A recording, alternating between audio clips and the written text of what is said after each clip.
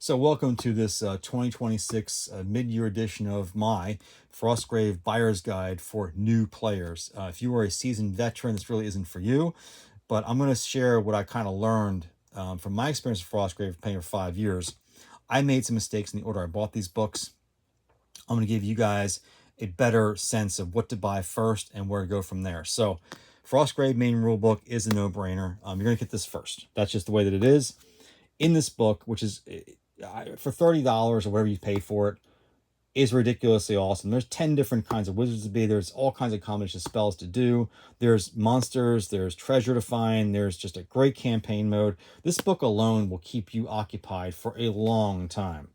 But when you finish this book, or let's say you've played about maybe 10, there's 20 scenarios in this book. Let's say you played about 10 of them.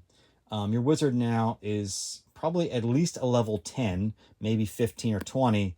And you're thinking, you know what? There's more to do in here, but you're seeing the other books out there. They're pulling on you.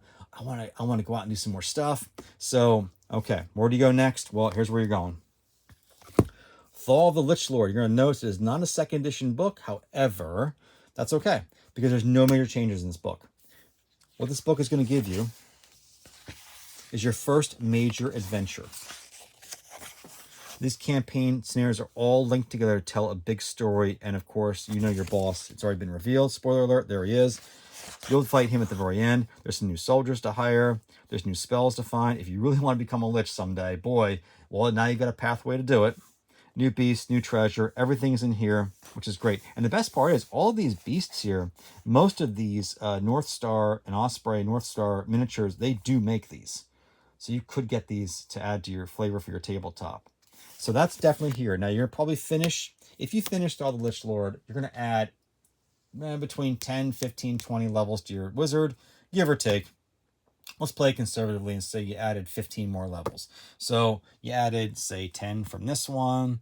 You added 15 from this one. You're at level 25. Now where do you go?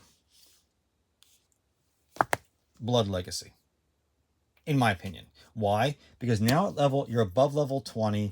You've unlocked some new perks to that. Well, if you're above level 20, you've been around the Frozen City for a while. People kind of know you. You're getting kind of a little bit, you're becoming well known. And this gives you some rules and some perks to be in a wizard that's above level 20. And there they are right here. So there's increased specialist soldier allowance. So as you get up in levels, you can hire more special soldiers in your warband. You can go from, say, 4 to 5 to 6 and so forth. If you need an apprentice to replace, well, guess what? They come to you cheaper now because you're just so well known. People want to come to you. There's perks to that. There's also new soldiers. These new soldiers aren't that awesome. They're kind of useful for this book, but they are flavorful. It introduces vampires, and you also have the vampires and giants. So if you loved Ravenloft as a kid, we got you covered. Yeah, what else we got here? Oh yeah, there's 2 little mini campaigns. One with the Eventide, which is like Ravenloft. This one's like the giants. And there are vampire spells and vampire spell books in this book, giant spells. So you can even become a vampire if you want to. So this is kind of cool. But mainly I think for higher level wizards, give me some more things to do with your wizards after scenarios.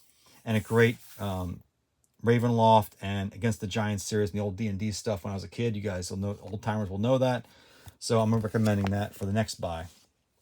Now, assuming you've gone through Blood Legacy, you're ready now for, you've gone through maybe, let's just say you did even one of the campaigns, 5 scenarios in this, assuming you survived, which you might not have, but if you did, you had another 10 scenarios. So where are you at now? Let's assume you're at level 10, then you did Fall of the Lich Lord, now you're at level 25, did some of these, now you're at level 35. Well, now you're ready for this, Advanced Spellcraft. Now, by level 35, you found a few grimoires along your journey, and you're knowing more spells. But as you know, when you find a grimoire for a spell in the main rule book, you can't do much with it. All you can do is really sell it for pennies on the dollar. Well, now in this book, guess what? If you have the spell of Leap that you already know, and in a future adventure you find a grimoire with Leap, don't throw it away, don't sell it, keep it, and then you can get flourishes for the Leap spell with that new grimoire. So some rules for that.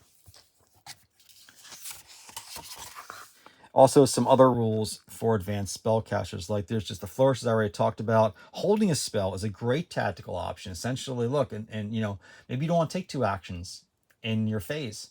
I'll take 1 action, save 1 for a potential spell. So if an enemy walks in line of sight during the soldier phase, boom, I can zap them. Potentially. There's now ways to empower out-of-game spells, which wasn't available in the main rulebook. So a few things here that you can do addition. Also, here's all your codified spell lists. I checked most of them, or at least some of them. There was no changes to the core spell, but I'm sure on a couple of these he probably tweaked the language a little bit to make it more more clear to readers. Anyways, they're all there, all the basic spells. There's also a new campaign, which you're going to go through, and each scenario is designed for a specific school of magic. So if you were running, say, a necromancer, you could play this scenario here, the necromancy sector, and have some fun and just have at it. There's that. As always, bestiaries, creatures, treasures defined. So that is just the first books I would get and the order I would get them. Let's go back and go through them again real quick. Summarize. If you were a new player. Now, obviously, there are so many books to buy, and the cover art's very enticing. Hopefully, it saves you a little bit of time and money and streamlines things for you a little bit. You don't have to follow this. I mean, you can go buy any book you want after this one.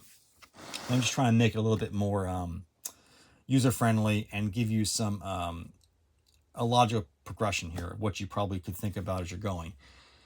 But again, I will stress, this core rule book is probably really all you'll ever need.